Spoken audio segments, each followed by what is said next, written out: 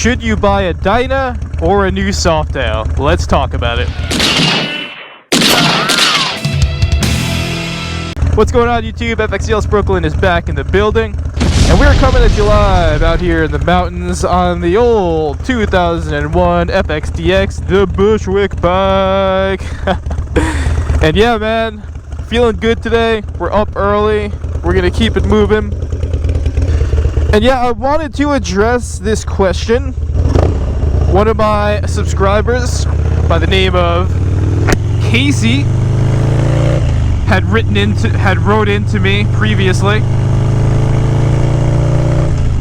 And I guess the dilemma here for Casey is he was writing into me, and it sounded like, based off of FXDLS Brooklyn's scientific evolution of the Dynabro chart, he was closing in on stage 3, coming off of stage 2, which is he's coming off of the Sportster.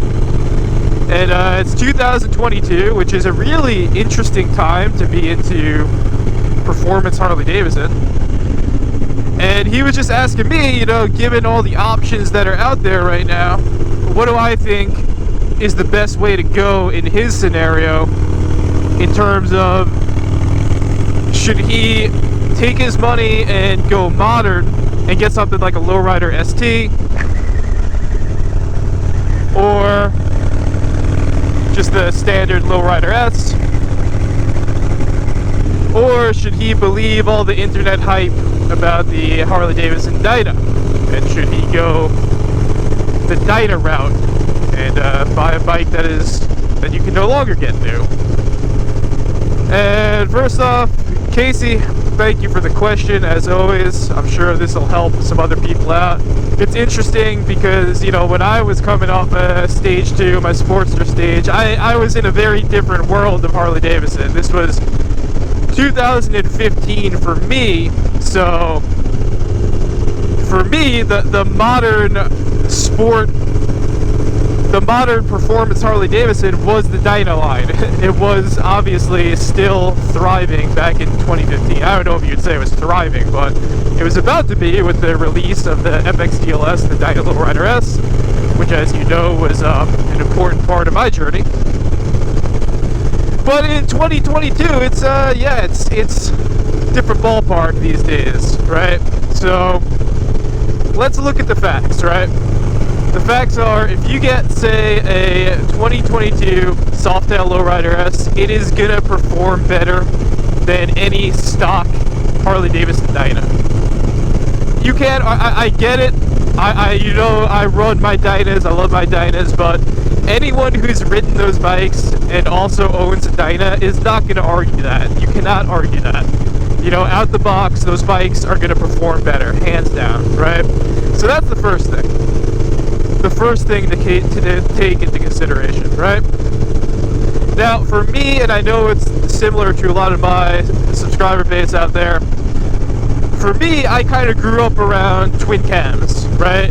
When I was growing up and my dad was going out and doing the bike trips with his friends, mostly what I would be seeing is twin cams and Evos, right? So for me, there's a very,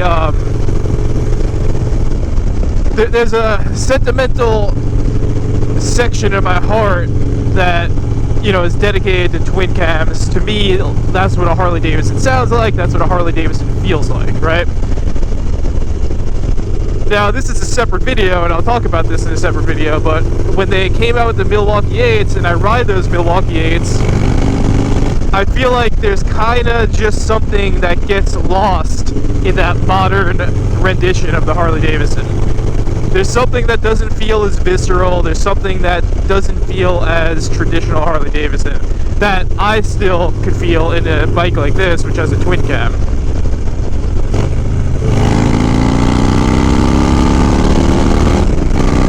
A Milwaukee 8's not going to sound like that, you know, let's just face it. And no matter what mods you do, no matter what you do, it's not going to sound like a twin cam, especially a carbureted twin cam. You know, to me, there's just nothing that sounds better than that. So, you got the sound factor, but you also have what it feels like, you know, and yes, those Softails are definitely going to perform better than what I'm on right now, and I'm running pretty serious suspension. I got Öhlins in the rear, you know, the front's just fine, so the suspension's great. The motor's got a cam in it, you know, this bike has been teed out pretty much as far as you can go in terms of making modifications on a Dyna. And yet, even still, a 2022 Dyna, 2022 Softail Lowrider S is going to perform better. What's up, geese?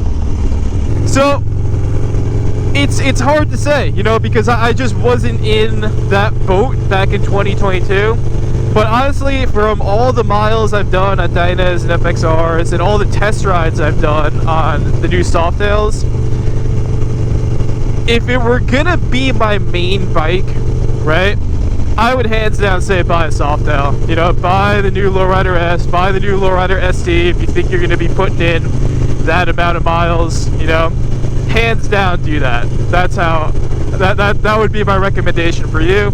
Just coming in at the reliability factor, coming in at the price range where you can get it new, you can get it warranted, coming in on the performance, you know, you got that inverted front end, you're gonna get a 117, you know, it's on its face, you know, looking at the numbers, looking at the tech specs, you're gonna get a bike that's not gonna have the Dyna wobble, most importantly.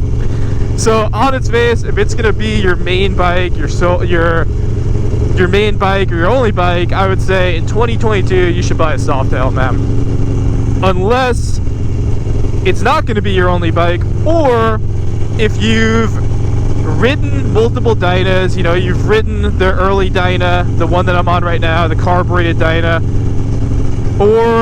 and you've ridden the late Dyna, such as like the Dyna Lowrider S, and you're just in love with that bike, and that bike works for you, and the visceral feeling that you get from a twin cam and all that jazz, if you find that it just overshadows what's offered with a modern Harley-Davidson, then by all means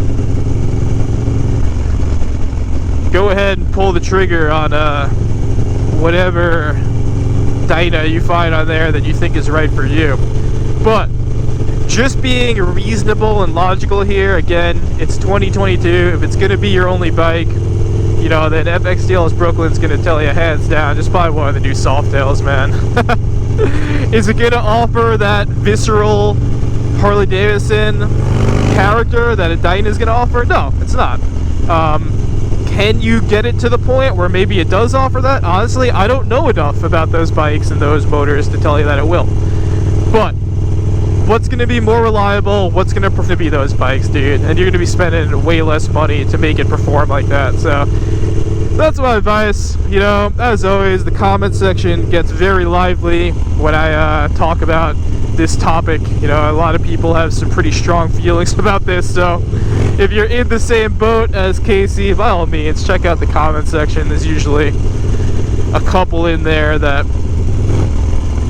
you could probably find very fruitful. But as always, stay safe out there, whether you're on a Dyna or a modern Softail. Stay low. And on that, FX Deals Brooklyn is out.